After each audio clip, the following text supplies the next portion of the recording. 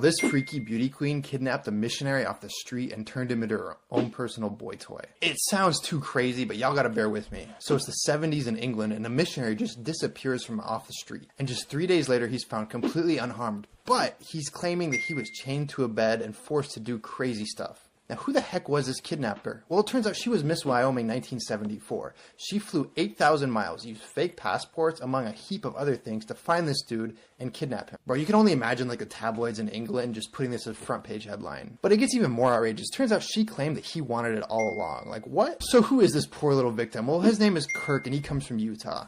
He's 21 years old, he's super religious, he's super dedicated, and he came to be a missionary in England. One of the big rules of the missionary work in the Mormon church is that there's no unsupervised contact with women, never. In fact, they always travel in pairs. As it turns out, this wasn't Kirk's first encounter with Joyce. He had met her in an ice cream parlor in Provo, Utah just 3 years earlier. And according to the stories, she was hard to miss. She was blonde, she had a red Corvette, like she was just racing around, and Kirk, well, I can imagine he kind of caught eyes with her. So he went over and he's like chatting her up and they start talking and he finds out that she's actually a recent convert to the church. Well, this talking leads to dating, and this dating, it leads to a marriage proposal. Now you're thinking, how many months was this? Well, as it turns out, it was just 3 weeks. That's all it took. And it wasn't Kirk that suggested, it was Joyce. He had doubts, and for good reason. Well, it turns out they had already been getting kind of freaky, and that was way against the church rules. So Kirk ran off, he found one of his church's bishops, and he was like, what should I do, what should I do? And the bishop was like, you gotta cut this off right away. So Kirk goes back to her, and he's like, we gotta be done. Joyce didn't accept that. She made a whole scene. One time Kirk is just driving his motorcycle down the road, and Joyce races up alongside him and almost runs him off the road. So Kirk leaves, he goes to California to start his mission work, and guess who shows up? Joyce. But it gets crazier. So Kirk moves up to Oregon, and wouldn't you know it, after a while, Joyce shows up again. I don't know how she found him. There was no internet, there was no nothing, but she was there. But eventually, Kirk, he moves to England, and he's like, oh my goodness, this woman's gone, she's behind me, and I don't have to worry about her anymore. But, as you can guess, this was not the end of the story. So it's the middle of September, and Kirk and his partner get a call from this guy named Bob saying that he really wants to convert to Mormonism. Just a chill dude, he had a mustache, had an American accent, and was driving around in a car. So they agree to meet. Bob pulls up in his car on the side of the street, and he's like, hey Kirk, I really need directions to the nearest Mormon center. So Kirk hops in, the door slams, and the car races off, leaving his partner Kimball just shocked on the side of the road. Now obviously his partner runs, calls the police, and they start looking, and they don't find anything. So 1, 2, 3 days go by, and there's no sign of Kirk, and suddenly he reappeared. And during this time, there was no demands, no ransom, no nothing. But 3 days later, Kirk literally just walks in completely unharmed, like nothing ever happened. Obviously at this point, like, everybody's confused.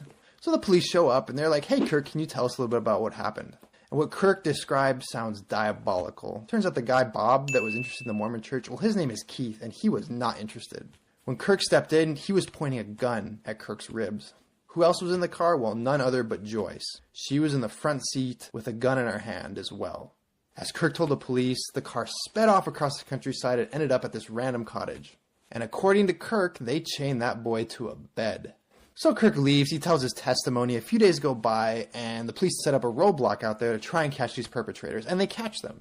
They arrest Joyce and Keith at a roadblock, they go inside, and they found exactly what Kirk had described. There was a bed, there was chains, there was handcuffs, all manner of freaky stuff. So the police were like, alright, this is a kidnapping case, that's it. But that's never the case. So the police call Kirk back, and they're like, can you tell us a little bit more? And so Kirk goes into the details of each and every night. So the first night at the cottage was pretty chill. She cooked dinner, they chatted, nothing crazy happened. On the second day, Joyce's other buddy comes in with a chain and ties Kirk to the bed with a chain. Joyce comes up to him and she's like, the price for being free is to give me a baby. I think that's a red flag if I've ever heard one. So the heat goes up a little bit more. There's kissing, there's cuddling, but still nothing too crazy.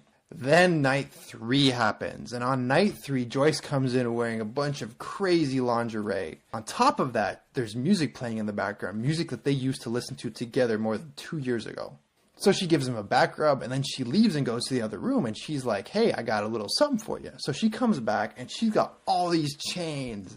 So Kirk is telling us all of the police, and he's like, well, they spread me, and both of them chained me down onto the bed. The problem is, this does not add up as a story. You see, Kirk is like 250 pounds. He's a big guy, and there's no way he wouldn't have fought the two of them. And here's where the cracks start to form in Kirk's story. You see, Keith, her accomplice, had left the cottage for a whole day, and Kirk didn't try to run away once. Turns out maybe he was into it a little bit more than he'd like to admit. On top of that, on the way back to London, Kirk didn't escape once. In fact, they went out to eat, they were walking Trafalgar Square in London, they even went to American Express, to the bank, and Kirk did not try to run off once or even alert police. So Joyce is demanding her day in court, and she gets it. As she walks in, she's carrying a fat folder that says, "The greatest love story ever told." I can only imagine the look on her lawyer's face when he saw that. So Joyce starts off by confusing everybody. She's like, "I'm deeply religious, I'm boy shy," on and on and on. But then she describes Kirk in intimate detail. And in fact, she says that it was Kirk's idea to get married. Apparently, way back in the day, he was like, "Oh, I'm going to get 5 jobs to support you." So she's like rambling on, and then she goes into the intimate details of their life. And it turns out that Kirk can't even get it on unless he's all chained down. And that it wasn't even her idea to tie him up. It was his idea.